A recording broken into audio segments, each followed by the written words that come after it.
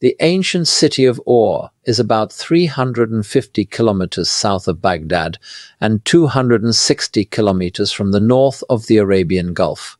Up to 40 years ago, the alluvial plain could be guessed from the top of the ziggurat. To the south, the mound of mud bricks of the ancient Eridu could be seen on a good day. Today, to the west, the sand spreads to the North Arabian Desert. To the north and northwest are the distant hills of Saqqari, Al-Ubaid, and Rajibeh. To the east, the color of the soil is darker because of agriculture. Far away on the horizon lies the expanding town of Nasiriyah, now hiding the palm-lined Euphrates. In 1616, Pietro della Valle visited the site of Ur and brought back the first cuneiform clay tablets to Rome. Over 2 centuries later, in 1850, Loftus, who was member of a Turkish boundary commission, visited the site and was intrigued by a mound locally known in Arabic as Tel al-Muqayya, which literally means mound of pitch because of the bitumen used as mortar which oozed between the bricks of which it was built. The British Museum agreed to excavate the site. In 1853, the task was entrusted to Taylor, who was the British consul at Basra. The excavation was closed some time after the discovery of the foundation cylinders of King Nabonidus. For more than 50 years, Ur was abandoned to the sand until Hall took charge of the excavation on account of his success at Al-Ubaid. In 1922, Gordon, director of the Museum of the University of Pennsylvania, proposed a joint expedition with the British Museum. The Royal Cemetery at Ur was discovered in the autumn of 1922, during the first week of the expedition. In 1919, Hall had already cleared part of the Palace of Ur-Nammu, situated to the southeast end of the Temenos enclosure. A bit further, he found a clay dedication cone recording the building of a temple. In the first quarter of the 20s, Leonard Woolley dug a trial trench to the southeast from the terrace wall of the palace to locate the Nin Ma, or the Queen's Temple. Another ran through a low mound northeast of the ziggurat. It revealed the temple of the prince. The first trench did not show any walls, but at different levels there were clay and stone vessels, bronze tools and weapons, beads and ornaments of carnelian, lapis lazuli, and gold, but there were no skeletal remains. This was obviously the site of important graves. The work stopped because at that time too little was known of Mesopotamian archaeology. The objects from these graves had originally been wrongly dated to Neo-Babylonian or to Persian periods. The excavation of Al-Ubaid, which ended in the winter of 1923, laid the foundation for our knowledge of the earlier period. It was with much more confidence that the digs at the cemetery resumed in 1926. During that season, over 2 months of work was done at the cemetery with about 100 men. Mrs. Woolley did some drawings and helped with field work. Malouin assisted and Burroughs translated some texts and inscriptions. Trenches were dug running out from the original one, which had led to the discovery of the graveyard. Seen from the air, the site of the cemetery is a patch of dark shadows from which radiate the ground where it was dumped. From the ground, walking across the ruins of the Temenos, the cemetery is a large hole of about 70 by 55 meters, with a depth of about 20. An area was cleared. It extended from private grave number 580 to a point at the southeast wall of Nebuchadnezzar's Temenos, not far from the southeast gate. On the outskirts of the cemetery, the graves were for the most comparatively poor. At the southwest, some graves lying close to the surface had been plundered or destroyed, and there was no great depth between the modern surface and the bottom of the grave stratum. There were all types of graves found there, including incineration burials, and it was already possible to distinguish the 3 main periods in the cemetery. In 1930, the cemetery was abandoned because the work of the past 4 seasons seemed to have explored all that there was. While it is certain that Woolley's meticulous archaeology not only resulted in the excavation of the oldest string and other instruments known to this day, but also to a gigantic wealth of knowledge about Mesopotamian culture. However, it is regrettable that his attitude toward the local Arabs was outrageous. In his own words, "It would be absurd to ask for a scientific interest in the work from men so ignorant as the Arabs of southern Iraq. They have no historic background, not even a tradition that goes back for more than 2 or 3 generations, and neither names nor dates can mean much to them. If they are pleased to recognize amongst the antiquities unearthed anything that seems familiar, that reminds them of what they do know today, it is because they are dealing with a world which is for the most part so impossible to understand. Of course, their main incentive is money, but they can be taught to take a more or less disinterested pride in doing a job well. That is for them a totally new experience, but they appreciate it. And a word of praise or a small reward for good work, irrespective of fines, has a great effect.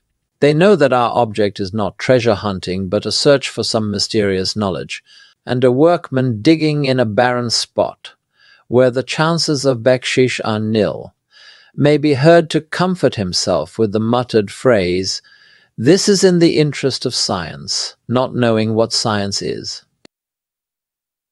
The lyres lay near the southeast wall of the pit, piled one on the top of another, all much crushed owing to the decay of part of the material of which they had been made, and of the weight of earth which rested directly upon them, where the metal of the different instruments came in contact.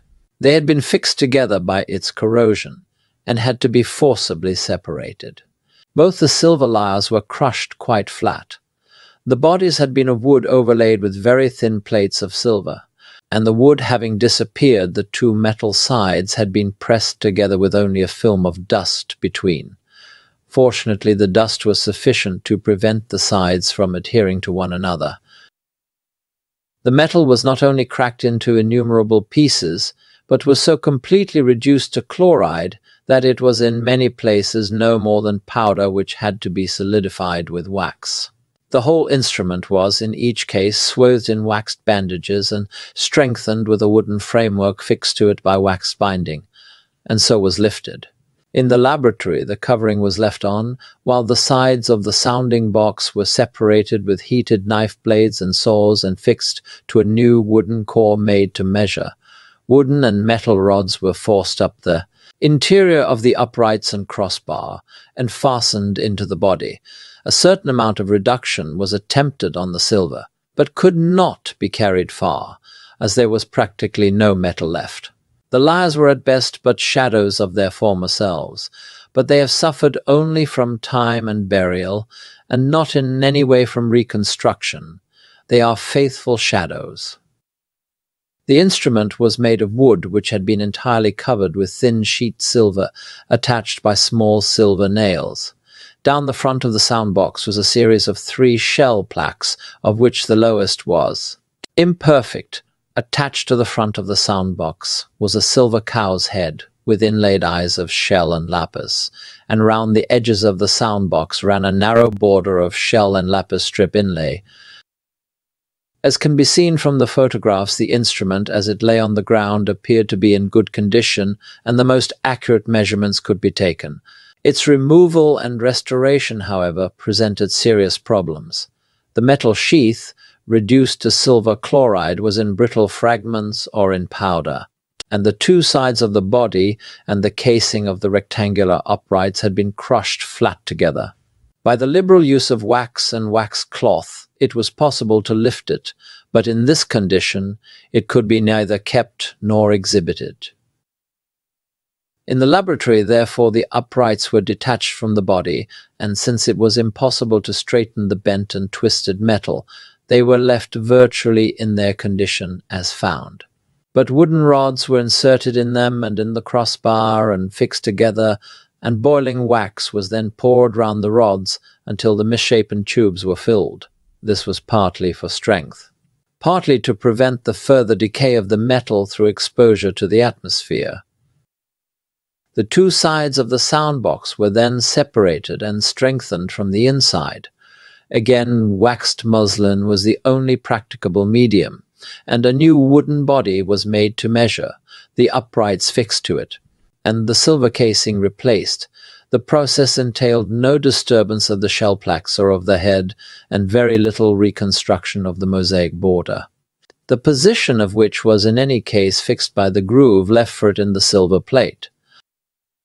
The crushing of the instrument in the earth and the cutting of it open did result in the destruction of almost all the silver along the top and back edge of the sound box. Also, the rejoining of the uprights to the body left a clumsy effect, principally because the silver along the top of the sound box to which that of the uprights was attached had been bent out of the flat, and with the distorted metal a clean joint was not possible. Some fragments of silver projecting under the back corner seemed to be the casing of a foot of the sound box, and this was accordingly restored, with a front foot to match. That there were legs is, I think, certain. Their original length must remain conjectural, but in this case they were made to the length of the silver plating that survived. The silver tubes, originally silver-plated rods, which were found attached by the corrosion of the metal to the crossbar, were not removed by us but preserved in their positions. The front end of the crossbar is decorated with a shell roundel having a flower rosette inlaid with red and blue. The lower border or mosaic is continuous and shows no such aperture for the attachment of the strings, nor is there any hole in the silver plate of the table, on the other hand. On the right-hand table there are, starting from the bottom just above the border and immediately below the curve in the top of the sound box, a number of white lines which diverge as they rise and can be traced for about halfway up the table. The silver plate generally preserves very clearly the impression of the matting with which it had been in contact in the grave, but between the point where the diverging lines break off and the upper mosaic border the matte impression fails, as if something had here kept matting and silver apart. The white lines, of which 8 can be distinguished with more possible, must represent the strings, and it looks as if they had passed under the edge of the sound box and been attached to its base. Then they were taken across a bridge, which for reasons of resonance must have been of wood and would have itself perished, and, since it would have been loose, could scarcely have left any mark on the metal, but its presence is implied by the absence of the matte impression. At any rate, the position of the strings is assured by the lines of their decay, and the method of stringing at the base of the instrument is in all likelihood correctly explained. But the crossbar is most instructive. Against it there lie 11 short, slender, silver-plated rods, and approximately corresponding to them there are on the silver of the bar bands of black stain, which, when the object first came to light, showed in places the texture of a woven fabric of rather coarse sort, like canvas. The bands, though not so distinct as at first, it was difficult to preserve them throughout the process of waxing and cleaning, are still quite visible.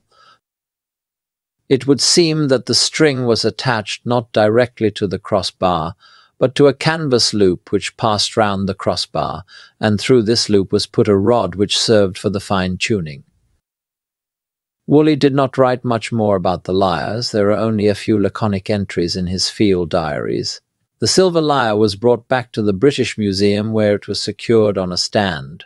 During the unusually hot summer of 1949, the wax which held the instrument together softened, and as a result, the yoke broke off the uprights. Years later, it was decided that the lyre should be restored. This was completed in 1969.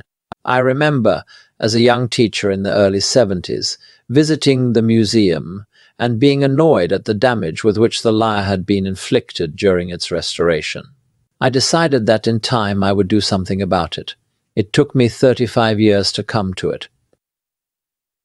This book opens a museum-old dilemma about the justification for the restoration of objects. Is the duty of the curator public presentation rather than academic conservation, and are museums places for popular entertainment rather than centers of academia? Is there a reasonable justification for brushing off centuries of paint from the Parthenon marbles because Victorians preferred them in the white? The history of every museum is burdened with such abominations which appeared legitimate at the time they were undertaken, but have since become disputable and enhanced with the implacable arrogance of time. We think we know better today, but in fact we are also committing actions which will be judged implacably in the future, no matter how scientific we believe our methods may have been. Therefore we must remain humble and never blame any predecessor for what mishandling they might have undertaken, as in turn we shall be judged. Past mistakes are part of the inevitable process of decay, and any mishandling will only meaninglessly have accelerated the process.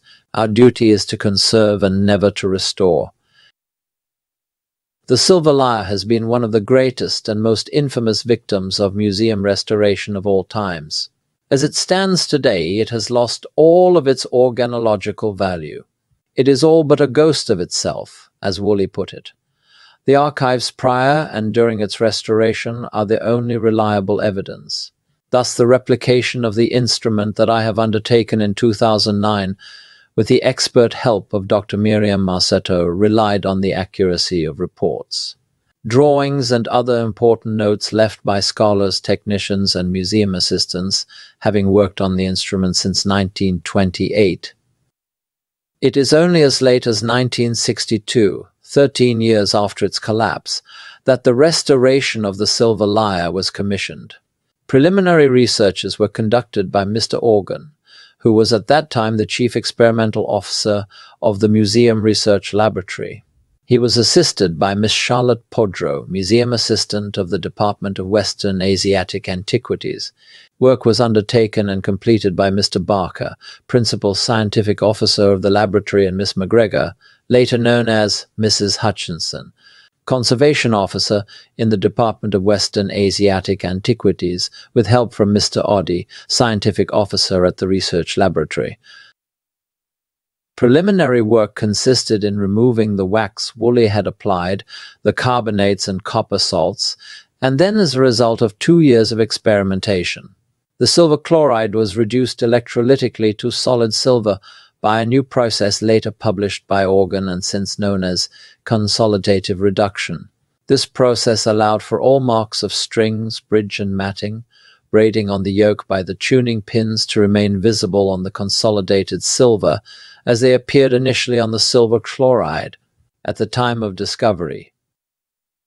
Conservation notes from October 1964 to May 1966 were mainly about silver consolidative reduction, application of synthetic bonding cements for the purpose of flattening silver flakes and other electrolytic methods, all pertaining to the ornamentation of the instrument.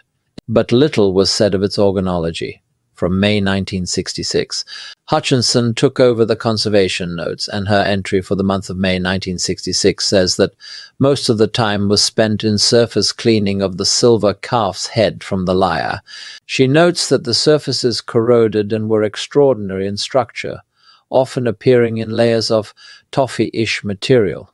It is possible that some fragments of glass may have been picked up as the corrosion expanded. Miss Brinson took a sample for X-ray diffraction. The cloisons, however, in which the inlay appeared to be enclosed, could be caused by the corrosion enveloping something like insect eggs which had since decayed and their place taken by calcareous material. During September, the mechanical cleaning of the calf's head was continued. 2 experiments were made to find the softening point of the bonding cement without success. Information came from the Courtauld Institute about hot spatulas which were necessary for reshaping. Bonding cement was applied to all of the fragments, which seemed like straightening themselves out unassisted. There was some lamination, but not a serious amount. In February, work continued with reshaping the silver fragments of the yoke. During March, work was done for reshaping the yoke of the Silver Lyre using dilators made of glass tubing. A sandbag for flattening the soundbox was made, filled, and dried out. In April 1967, both sides of the soundbox were flattened in Mr. Bateman's kiln. This was a major operation which turned out successfully. The cement was taken off part of the sound box with chloroform, and the surface was shown to be detached over large areas. Wax had to be used to consolidate it. More of the yoke was reshaped, and a start was made on checking the measurements for reconstruction. Some of the tesserae were dewaxed and measurements taken. An attempt was made to turn over the edges of the sound box. This was a failure, as it tended to crack along the edge and flake off. There was also the problem of what to do when the edge was completely flattened where the strings converge. This object turned up to be just one frustration after another. In May 1967, the reshaping of the yoke and the removing of the cement from the sound box was continued, but the surface was breaking up badly. In June, more cement was taken off the surface of the soundboard, but this resulted in the surface breaking up badly. The string side profile was laid out, and the reshaping was completed, except for a few small fragments. The right and left profiles of the lyre were laid out to check the size, so that a wooden armature could be made. In October, a mock-up of the only surviving leg of the lyre was made, and used to see what shape it had been originally. More of the corrosion on the calf's head was removed, and the original surface found. The armature on which to mount the lyre was drawn for the workshop and given to them. It was discovered that the uprights of the lyre were concave on all four sides, instead of only two as was previously thought. It was proposed to make the reconstruction infrastructure out of aluminium and plastic. This was considered to be easier for working on curves. In November, it was decided to make the former of the lyre out of plastic. Various solvents were tried to get the cement off the surface, but the silver still warped very badly. The cement could not be taken off altogether, as the silver chipped to pieces. Attempts were made to take it off the front, until the layer was so thin it did not show, and then was removed as much as possible from the back without danger of collapse. As there was no sign of the hydrogen furnace coming into general use in the near future. Attempts were undertaken to consolidate the only remaining leg of the lyre by means of electrolysis. At present, all was proceeding very well. Various small fragments of the lyre were sorted out and reduced for patching. When the cement was taken off the front of the lyre, the silver warped. The cement was therefore taken off the back as well, on one fragment to see if lessening the strains on both sides would enable the warp to correct itself. It did not. A silver nail was treated by electrolysis for exhibition purposes. More attempts were made to correct warping, none of which being successful. The leg of the lyre was washed free of caustic soda. Mr. Organ conducted experimentation with the hydrogen furnace to determine whether it might work. In case it did not work, the larger of the remaining fragments would be wired up and put into electrolysis. The plastic mount was photographed by Mr. Bell both in one piece and in an exploded view. Reconstruction of the yoke was nearly complete. No new or interesting facts were discovered beyond the rather extraordinary one that the rosette on the front of the yoke never fitted properly unless there was a row of inlay missing. There was some trouble with the wax, which was not sticky enough, but the addition of 25% beeswax helped cure this. The yoke was finished in June 1968, except for a final polish and tidying up, and a start was being made on the main body of the lyre. The silver on one of the uprights was practically completed, and so really overwhelming difficulties were overcome. There was a slight suggestion that the uprights might be trapezoidal in section instead of rectangular. The fragments of silver were stuck onto the plastic frame, and the whole picture became clearer. Mrs. Jean Jenkins from the Horniman Museum came to see the lyre and made many useful suggestions, particularly as regards the stringing. In October, the uprights were finished and work proceeded on the soundbox. A visit was paid to Miss Jean Jenkins at the Horniman Museum to study the method of attaching the strings on the Ethiopian bagana. Plaster was removed from the front of the soundbox and the curling flake stuck down with wax. The sound box was slightly tacked in during November for a photograph, and most of the inlay was stuck round it with bitumen-coloured wax of a high melting point. In December 1968, more of the silver was attached and the background and filled in by Miss Ludovici. The electrotype head was fixed on, and all of the inlay except for the lapis lazuli and shell on the proper left side.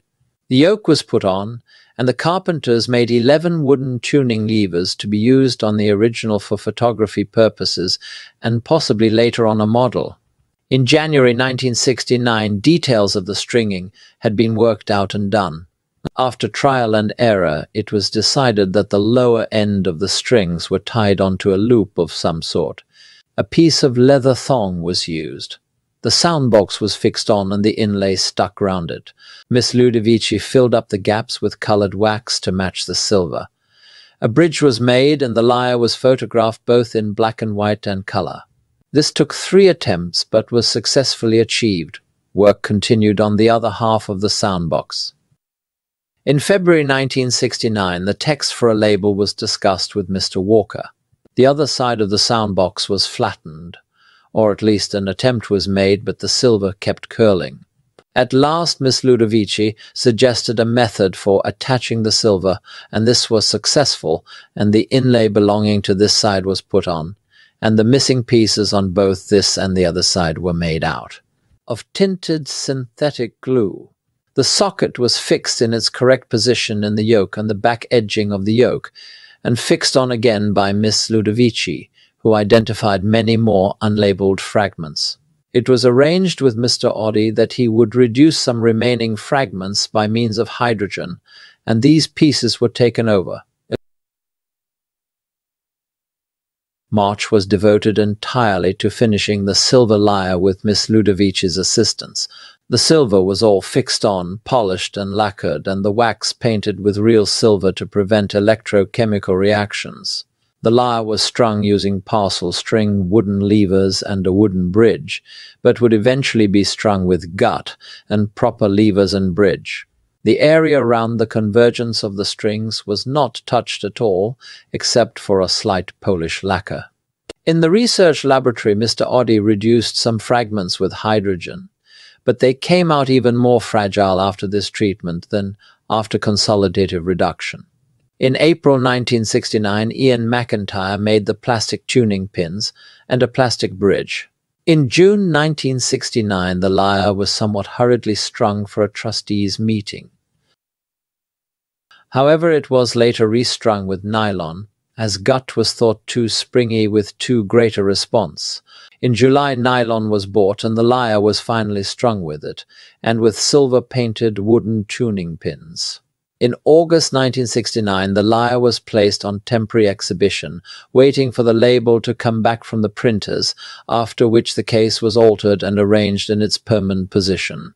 The early part of the month was spent restringing the lyre yet again, mounting the original tuning levers, and attempting to polish the plastic.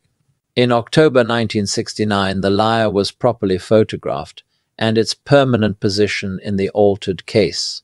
The notes on the reconstruction were written up and typed.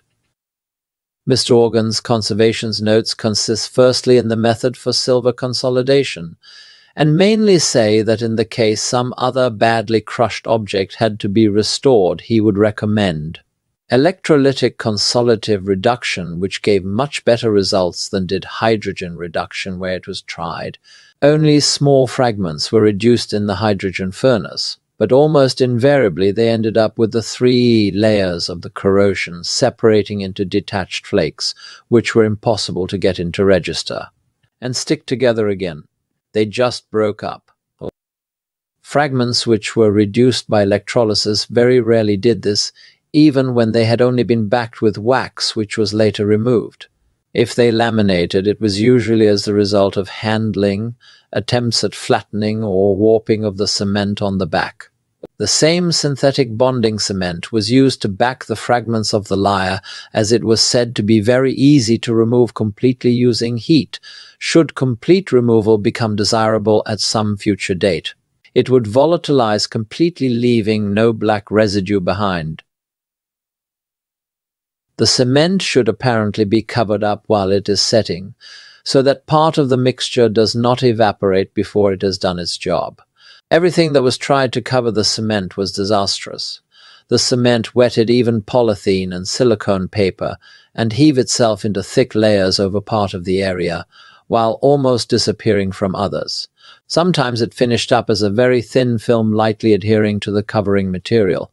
In the case of dental wax, the pink coloring was transferred to the cement as well.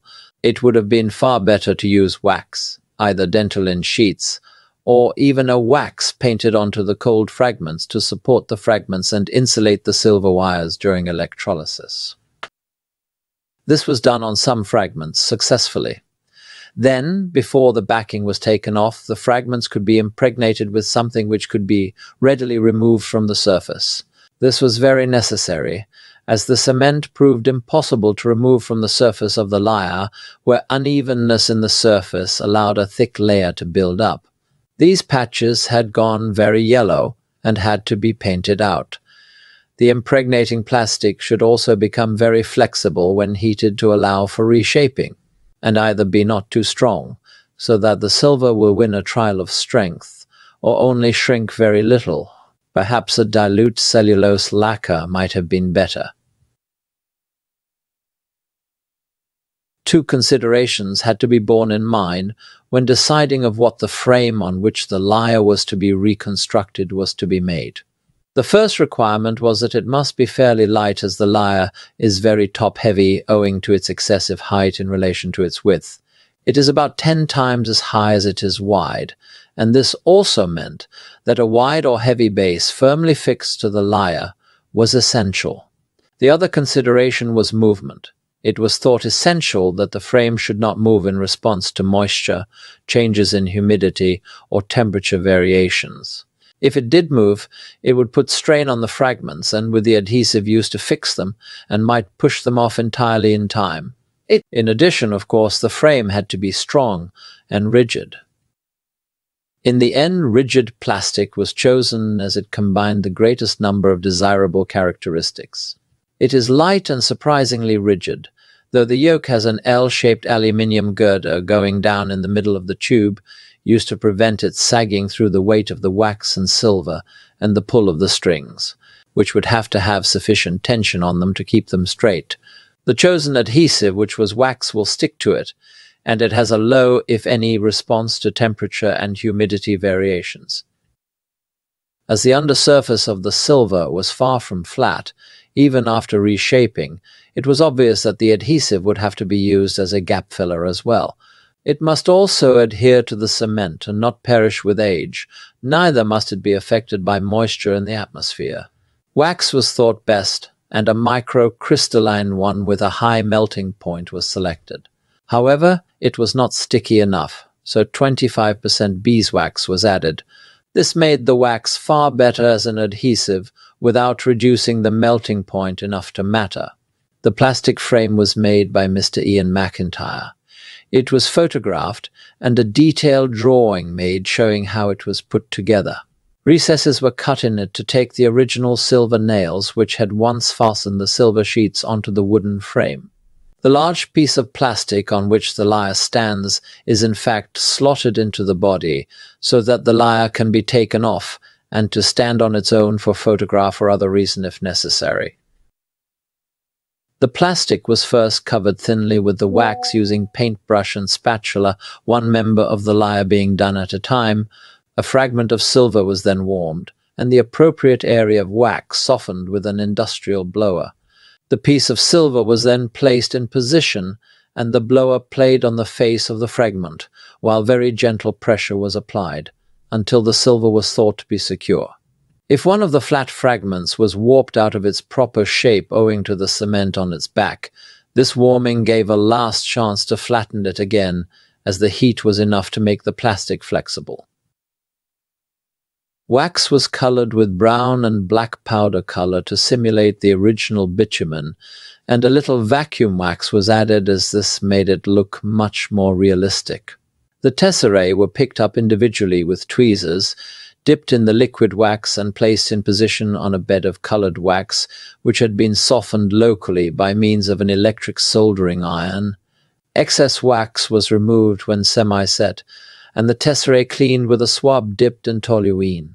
The rosette on the front of the yoke was treated in the same way, and so were the shell plaques decorating the front of the calf's chin. It was decided at this point that the lyre was to be displayed strung, as there was otherwise no way of showing how the tuning levers worked, they being held only by the strings. This meant that all the gaps where the silver was missing had to be filled in for appearance's sake, and the same wax mixture colored a light grey was used for this. It was then painted with flake silver, so as not to distract the eye, but no attempt was made to make it look like the original silver sheet. Finally, the whole of the silver was lightly polished and lacquered, and those places where it had proved impossible to remove the cement from the surface were covered with flake silver, as the cement had gone yellow. From the marks left by the decaying strings in the surface of the corrosion, it was possible to see that there were 11 strings. The marks also allowed to determine the position of the bridge together with its dimensions, and how and where the strings fastened onto the yoke. The only piece of information missing was how the strings were fastened at the bottom of the soundbox. It could be seen that the strings passed over the bridge and then converged in a fan shape until the edge of the central silver panel. But beyond this point there are 3 rows of lapis lazuli and shell inlay in a band 2 centimeters wide, which showed no marks at all, and beyond this the 2 centimeter silver edge is missing. The angle of convergence, however, suggested that the strings were fastened to a fairly small loop of some material, rather than to a stick secured at the ends, as on the Ethiopian bagana. On the horizontal yoke were the marks of 11 pieces of braid, which had originally been tied round under the strings to give an increased area of friction, and thus secured the tuning of the lyre. Revolving the braid and strings round the yoke tightened the straight length of string passing over the soundbox, and this is how the lyre was tuned. A lever of silver-covered wood was placed in the winding of each string to facilitate this. It was initially decided to string the lyre with gut, as this was probably what had been used originally, but experiment showed that using gut of the proper weight to look right would mean a pull of at least 50 pounds on the yoke to keep the gut free of kinks, let alone taut. Monofilament nylon was eventually used, tied round a loop of leather at the bottom of the soundbox.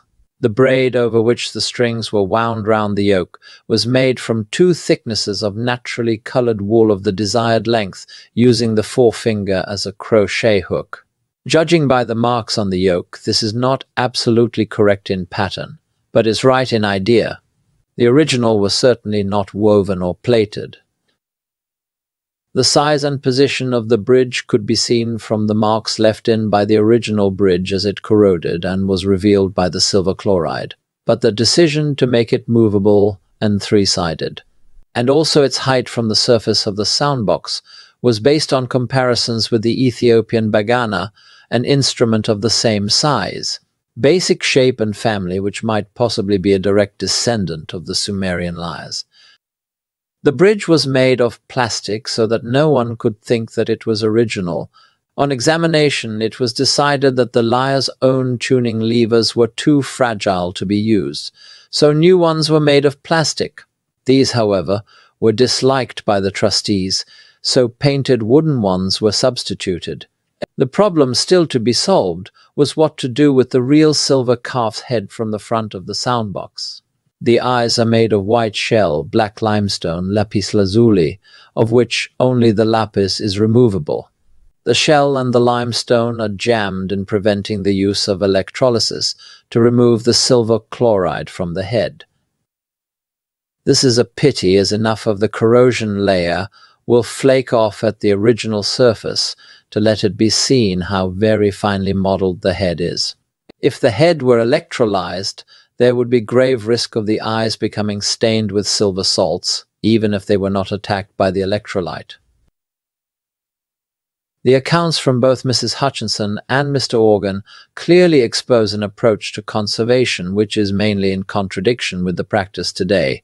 Indeed, both scientists were essentially concerned with an aesthetical reconstruction of the lyre, which they did with very high competence, but to the detriment of the organology.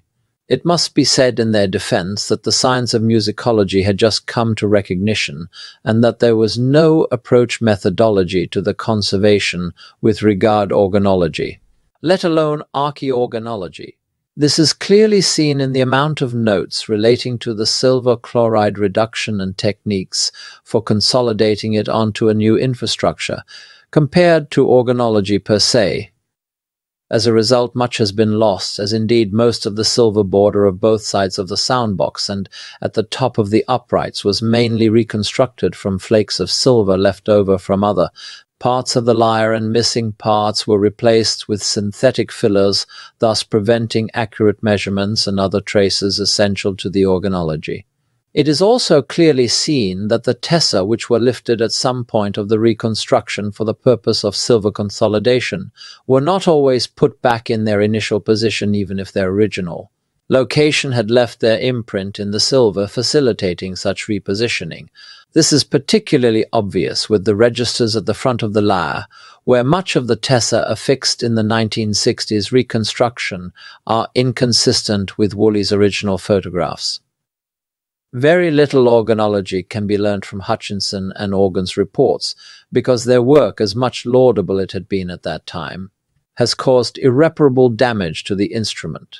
They chose aesthetics in priority and to the detriment of the organological evidence, a difficult choice. The rule is that in the case an item which is unique is unearthed, it should not be manipulated in any way which might mask or erase any of the evidence it holds. The object must be conserved in an inert environment to prevent any further decay until such a time when science may offer reliable solutions for undertaking any further investigative and/or conservation work. This is precisely what Woolley very rightly did. In fact, much more has been learnt from his photographs and reports than from the last reconstruction efforts, regrettably, with the exception of the observation drawings, it must be said. The collapse of the item in 1949 should have prompted curators to display the silver lyre flat, after appropriate observation drawings and notes on the archaeorganology had been taken, and leave it without further interference. Thus, while I have felt it necessary, for reasons of academic recording regarding the conservation of items, to convey the conservation notes from the 1960s, I must stress that only very little from these has served organology. Thank you very much for your kind attention.